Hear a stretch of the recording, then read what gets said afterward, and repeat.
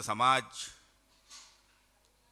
माताओं, बहनों और हमारे सत्संग प्रेमियों, निश्चित रूप से यह हमारा परम सौभाग्य है कि हमें इस प्रकार के इस समय के श्रेष्ठ संतों का सानिध्य प्राप्त है, जिससे कि हम अपने मानवीय जीवन में क्या हमारे दायित्व और कर्तव्य हैं उनका निर्वहन कर सकें। इसकी निरंतर हमें प्रेरक प्रसंगों के माध्यम से दिशा निर्देश प्राप्त होते रहे हैं, क्योंकि हमारा मानवीय स्वभाव है कि हम ईश्वर प्राप्ति के लिए तरह तरह के आयोजन और तरह तरह की प्रक्रियाएं अपनाते रहते हैं, यज्ञ हवन करते हैं, तीर्थ स्थानों की हम यात्राएं करते हैं, किंतु फिर भी हमें जो हम प्राप्त करना चाहते हैं, ईश्वर का सानिध्य प्राप्त करना चाहते हैं, उसकी अनुभूति करना चाहते हैं, वह हमें प्राप्त नहीं होती है। और वह इसलिए नहीं होती है कि हमारा रास्ता गलत है। वो सही रास्ता भगवान ने स्वयं कहा है कि श्री बिनु हरि कृपा मिलहु नहीं संता, कि जब तक हम संत की शरण में नहीं जावेंगे, क्योंकि सही रास्ता तो वही बताएगा हमें, वही अग्रदूत है। ईश्वरीय शक्ति का अग्रदूत यदि पृथ्वी पर है तो संत समाज है। और संतों में भी श्रेष्ठ संत जो होते हैं वे निश्चित रूप से ईश्वरीय प्रतिकृति के अग्रदूत हैं। और उनके दिशा निर्देशों का जब हम पालन करते हैं, उनके बताए हुए रास्ते पर हम चलते हैं, तो सहज रूप से हमें ईश्वर की प्राप्ति होती है। क्योंकि ऐसा प्रसंग एक महाभारत के, जैसे महाराज श्री ने कल भी बताया था, आया था। गुरु साक्षात परब्रह्म, गुरु निश्चित रूप से परब्रह्म के स्वरूप है। क्योंकि जब महाभारत का युद्ध संपादित हुआ तो उस समय कृष्ण ने जो अर्जुन को उपदेश दिया, भावावेश में अर्जुन ने जो कुछ कहा, जो कुछ सुना, जो कुछ किया, वह तो अपने स्थान पर नियत था। किंतु उस युद्ध समाप्ति के उपरांत एक दिन अर्जुन ने भगवान से कहा कि मुझे वह प्रसंग सुनाइए जो आपने महाभारत काल में युद्ध के समय मुझे दिया था। तो फिर से मैं सुनना चाहता हूं, क्योंकि उस समय मैं इतना भावातीत था, इतना अपने आप में खोया हुआ था कि आपने क्या कहा मैं समझ नहीं पाया था। तो श्री कृष्ण नट गए कि मैं उस समय परब्रह्म था, मैं कृष्ण नहीं था, वह ईश्वर था, वह उस समय चला गया, अब दोबारा नहीं आएगा। तो ऐसे परब्रह्म स्वरूप को इसीलिए कहा गया है गुरु साक्षात परब्रह्म, साक्षात परब्रह्म के स्वरूप में गुरु होता है। और ऐसे संतों का हमें सानिध्य प्राप्त हुआ है। क्योंकि जिस प्रकार से लकड़ियों में चंदन श्रेष्ठ माना जाता है, कि कोई संत नहीं, एक प्रकार की खुशबू उसमें जुड़ी रहती है, संत में एक प्रकार का ऐसा तेज रहता है कि जिसके माध्यम से हम आकर्षित होते हैं, उनका अनुगमन करते हैं, उनका अनुशीलन करते हैं। कि कोई संत नहीं होता है, खुशबू सिर्फ जड़ी होती है, एक विशिष्ट गंध है चंदन, बाकी तो लकड़ी होती है। कि उसको हम लकड़ी नहीं कहते हैं, उसको चंदन ही कहते हैं। तो ऐसे साक्षात स्वरूप परब्रह्म गुरु का हमें सानिध्य प्राप्त हुआ है। युग युग के हमारे जितने भी पुण्य थे, उन सब का सिंचित फल हमें देखने को मिलता है कि इस प्रकार के सदगुरु का हमें सदाचरण करने का, अपने जीवन में अग्रसर होने का, अनुगमन करने का हमें सौभाग्य मिला है। तो निश्चित रूप से हम बड़े सौभाग्यशाली हैं, क्योंकि हमारे जन्म जन्मांतर के पुण्यों का फल हमें प्राप्त हो रहा है। इसलिए हमें यह चाहिए कि महाराज श्री जो कुछ भी उद्बोधन, जो कुछ भी संदेश हमें देते हैं, हमें उन्हें प्राप्त करने का, उनके साथ अनुशीलन करने का, उनके बताए हुए मार्ग पर चलने का हमें प्रयास करना चाहिए। धन्यवाद।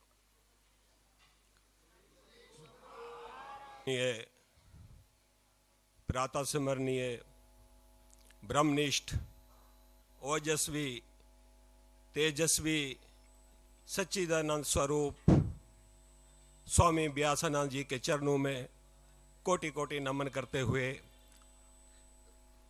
मंच में बैठे साधु समाज का भी कोटि कोटि नमन करता हुआ, यहाँ बैठे हुए सभी भागवत प्रेमी सज्जनों, माता और बहनों, पिछले 14 दिनों से स्वामी जी ने हम सबको एक माला रूपी फूलों में बांध करके रखा हुआ है। कितना आनंद आ रहा है, उस आनंद का मैं व्याख्यान यहां पर नहीं कर सकता हूं। जैसे एक भंवरा फूलों के ऊपर मंडराता रहता है, इसी प्रकार हे गुरुदेव जी, हमें ऐसा आशीर्वाद दीजिए ताकि हमारा मन भी सदा आपके चरणों में मंडराता रहे।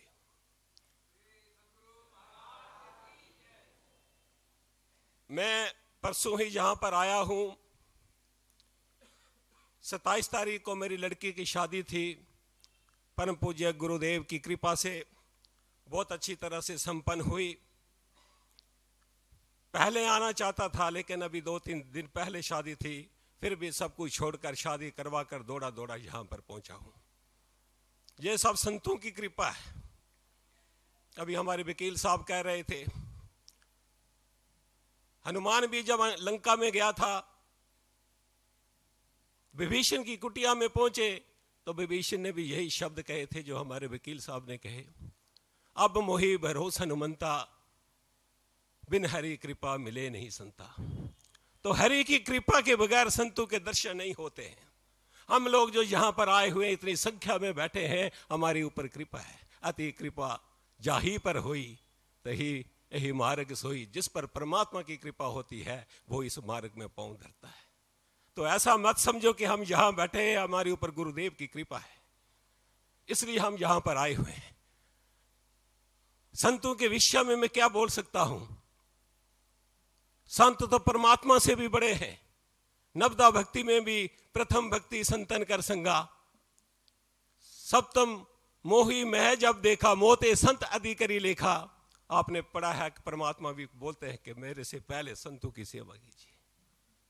उन्हीं संतों के दर्शन हम अपनी चमड़ी की आंखों से आज कर रहे हैं और करते आ रहे हैं। हमने कुरुक्षेत्र में देखा था, हजारों करोड़ों 80,000 आदमी वहां पर मौजूद था। मैं तो डर गया देख करके। हमने भी 33 साल गवर्नमेंट की नौकरी की, आर्मी की, लेकिन ज्ञान मेरा पेंशन आने के बाद खुला। जब मैं महाराज के चरणों के साथ इनके सानिध्य में रहा तब मेरा ज्ञान खुला। जबकि 60 साल उम्र होगी, ज्ञान तभी भी नहीं खुल रहा था। उसके बाद कुंभ में महाकुंभ का मेला जब यहां पर हुआ इलाहाबाद में, सतगुरुदेव महाराज ने कहा त्रिवेणी में तो आप आए हैं, अब एक ऐसी जगह में आपको ले जाऊंगा, यहां तो त्रिवेणी का संगम है, गंगा जमुना सरस्वती का, और मैं महासागरों के संगम का दर्शन कराऊंगा। उनकी सानिध्य में रह करके हमें कन्याकुमारी में जाने का मौका मिला, जो कि जिंदगी में कभी नहीं गए। धार्मिक स्थलों को भी देखा और वहां सत्संग भी सुना। जो मैंने 33 साल की गवर्नमेंट की नौकरी में कश्मीर से कन्याकुमारी तक गए, इतने नहीं देखी जगह जो हमने गुरु महाराज के सानिध्य में रह करके देखी। ये देश संतों का देश है, ऋषियों का देश है, गुरुओं का देश है।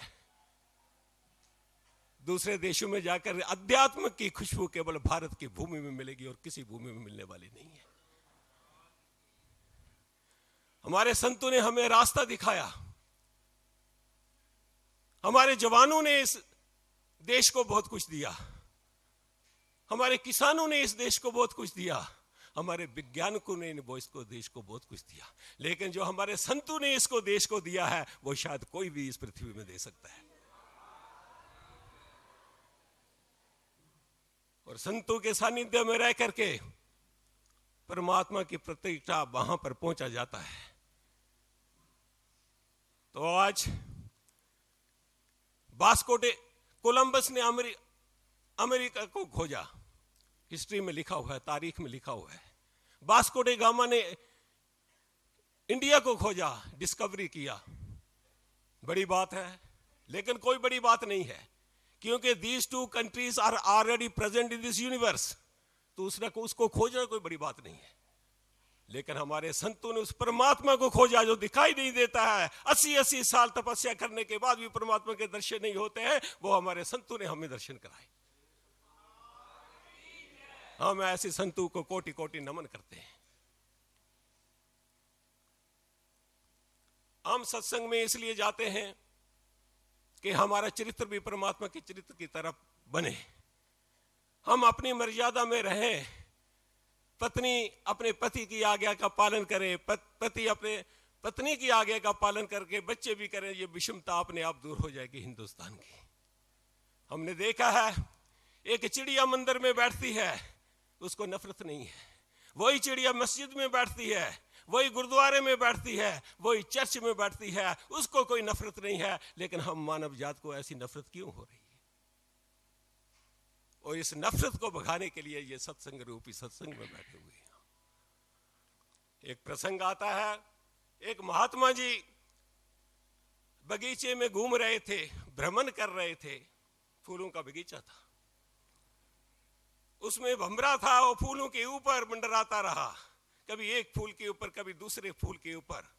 महात्मा जी उसी बगीचे में एक चंपा का पेड़ भी था, बहुत पवित्र होता है, चंपा के पेड़ में गुण होते हैं।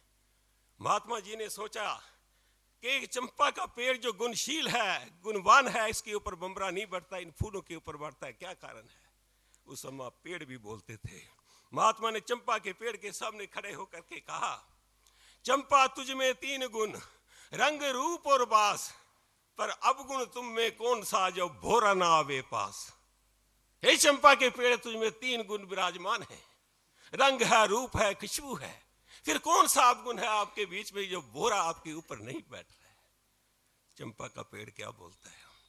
चंपा के पेड़ ने कहा, महात्मा जी आप ठीक कहते हो, मुझ में 3 गुण, रंग रूप और बास, पर जगह जगह के मीत को कौन बिठावे पास।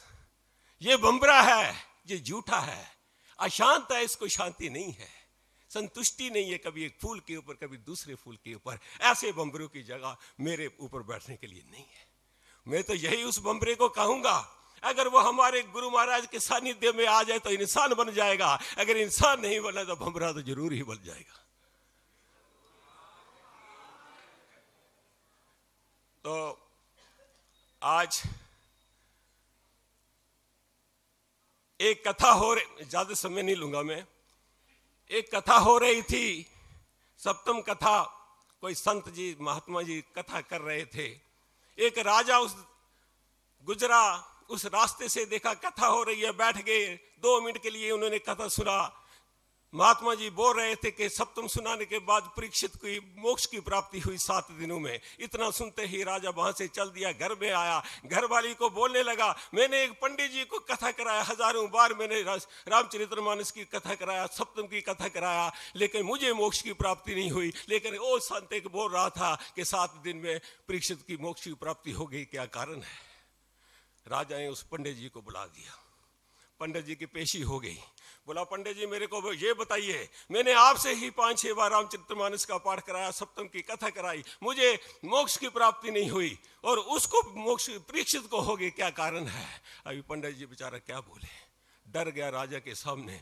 बोला, इसका जवाब मेरे को 7 दिन के अंदर चाहिए, अगर 7 दिन के अंदर मेरे को जवाब नहीं दिया तो फांसी के फंदे में झुला दूंगा।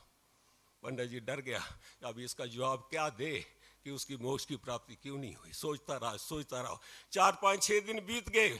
सड़क के किनारे ऐसे बैठा हुआ था, संत जी गुजरे, कोई महात्मा जी, उन्होंने पंडित जी जान पहचान थे, पंडित जी से पूछा रास्ते में, पंडित जी क्या बात है? बोला, कुछ बात नहीं। बोला, बड़ी चिंतित भावना में बैठे हुए, कोई ना कोई बात है, आप बताइए। बोला, मैं बताऊंगा, आप उसका समाधान नहीं कर पाओगे। क्या बताऊं? बोला, नहीं बताओ। बोला, बात ऐसी है कि हमारे राजा कहीं कथा सुन के आए, उन्होंने बोला कि परीक्षित की मोक्ष की प्राप्ति हो गई। मैंने इतनी बार कथा हुआ कि उनको मोक्ष की प्राप्ति नहीं हुई, आज कल मेरे को फांसी लगने वाली है, मैं इसका जवाब क्या दूं? बोला, चिंता मत कर, मैं तेरे साथ चलता हूं, उनकी शंका का समाधान मैं करूंगा।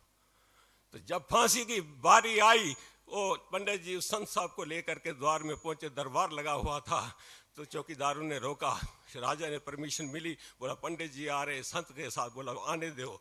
जब पहुंचे, पंडित जी ने कहा, संत, राजा ने सोचा कि आपने जवाब ला लिया होगा। बोला, मेरा जवाब आपको मेरा संत देगा, आपको मंजूर है? राजा बोला, मेरे को मंजूर है, मैंने पेड़ आम गिनने के पेड़ खाने, कोई भी दो। बोला, ठीक है राजा, आप मेरे अंडर में, आप स्टेज से नीचे उतरिए। उस संत ने राजा को मंच से नीचे उतार दिया। 2 रस्सियां मंगाई गई, संत ने राजा के हाथ दोनों बांध दिए, पंडित जी के भी बांध दिए। पंडित जी को बांधने के बाद बोला, संत इनके राजा के हाथ खोलिए। पंडित जी बोलता है, मेरे हाथ बांधे हुए मैं कैसे खोलूं? राजा को बोलता है तू खोलो इसके हाथ। बोला मैं कैसे खोलूं, मेरा भी बांधे हुए है। बोला आप जब दोनों बंधन में पड़े हुए हैं, नहीं खोल सकते हैं, तो आपको मोक्ष की प्राप्ति कैसे होगी। बोला पंडित जी ने अपने स्वार्थ के लिए कथा किया, पंडित जी को आपसे पैसा मिल रहा था कथा का, और आपने जो कथा कराई अपनी प्रतिष्ठा, अपनी मान के लिए, अपने स्वार्थ के लिए कथा कराई, तो आपको मोक्ष कैसे मिलेगा। रही बात परीक्षित की, उनको मोक्ष कैसे प्राप्त हुआ। कथा करने वाले मुनि शुकदेव थे और कथा सुनने वाले राजा परीक्षित थे, उनकी मोक्ष प्राप्ति नहीं होगी तो और क्या होगा।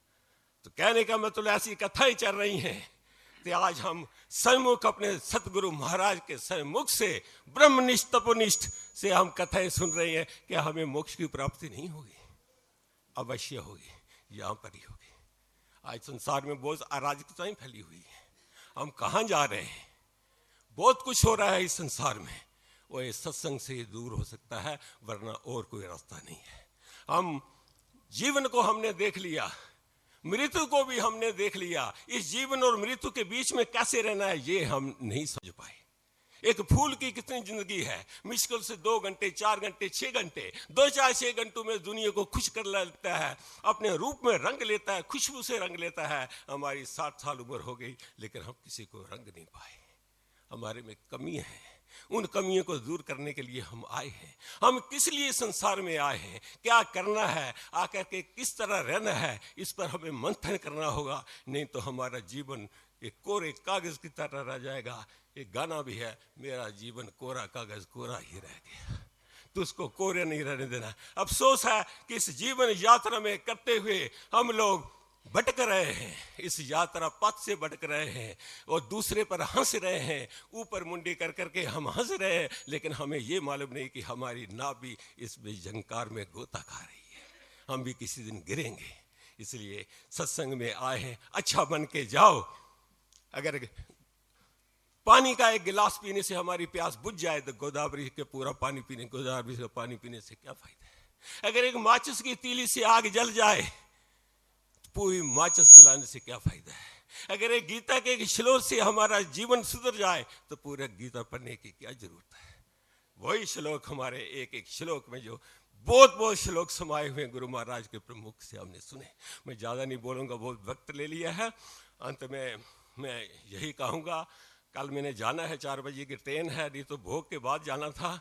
और अंत में यही बोलूँगा, जो हमारे कार्यकर्ता हैं जिन्होंने इनको इस पूरे समारोह को इतना बड़ा अंजाम दिया है, उनको मैं कोटि कोटि नमन करता हूँ। साध संगत जो आई है उनकी तरफ से उनको बहुत बहुत धन्यवाद करता हूँ कि उन्होंने पिछले 15-16 दिन से इतना बड़ा कार्य किया है।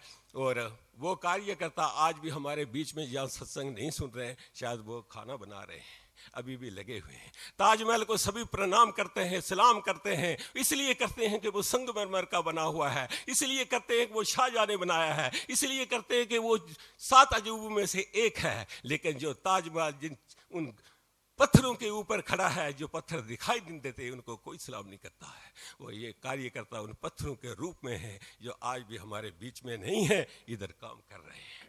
उनको भी बहुत बहुत धन्यवाद। और हमारे गायकार जो इन्होंने अपनी मधुर वाणी से, अपने मधुर बचनों से, वाणी से अपने भजन हमें सुनाए गायकार ने और संगीत दिया, इनका भी पूरी साथ संगीत की तरफ से बहुत बहुत धन्यवाद करता हूँ। इन्हीं शब्दों के साथ मैं एक बार फिर यही कहूँगा, हे गुरुदेव, हम लड़खड़ाते हुए, उठते हुए, बढ़ते हुए, रोते हुए, चलते हुए, गिरते हुए, इतने दूर से, तरह तरह दूर से आकर के आपके चरणों में आए हैं। हम तो आपके चरणों में गुरुदेव पहुंच ही गए और हमें भव सागर हमें पार करवा देना, यही हम पूरी साध संगत से निवेदन करता हूँ। इन्हीं शब्दों के साथ में बोल श्री सतगुरु जी महाराज की। आनंद मानंद करम प्रसन्नम ज्ञान स्वरूपं निजबोधरूपं योगीन्द्रमेद्यं भवरोगवैद्यं श्रीमद्गुरुं नित्यमहं नमामि। तस्याङ्घ्रिपङ्कजपरागपरप्रभावात्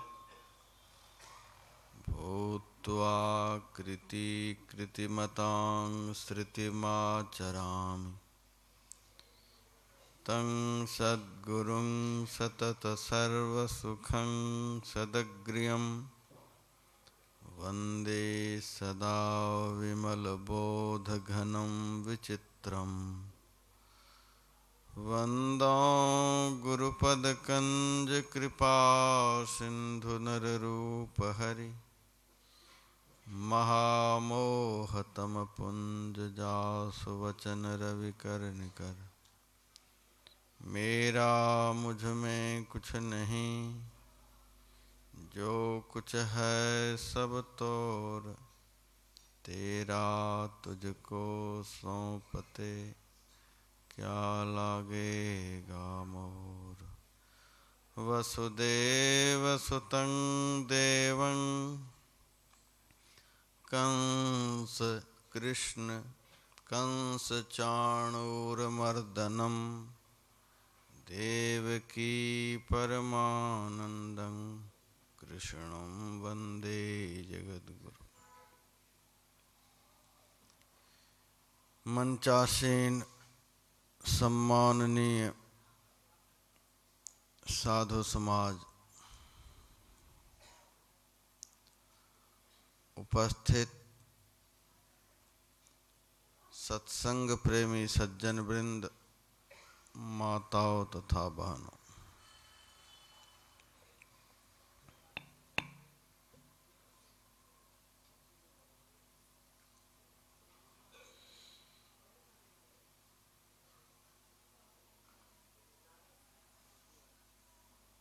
श्री रामचरितमानस से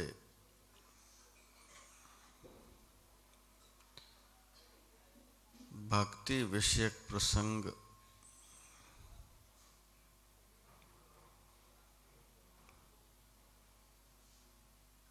अभी हम लोगों ने सुना।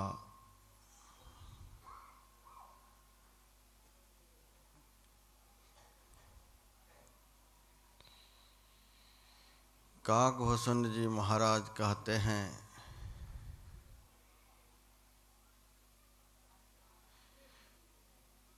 तेहि मनि बिनु सुख पावन कोई,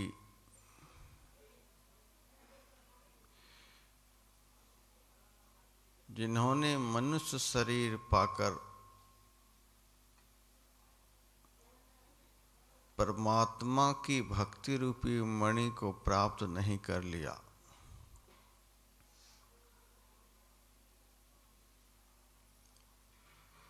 उसको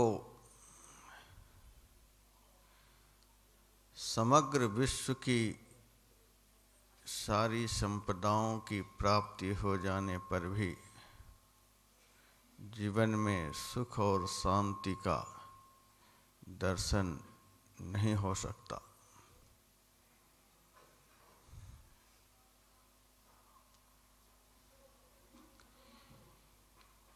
हमारे जीवन में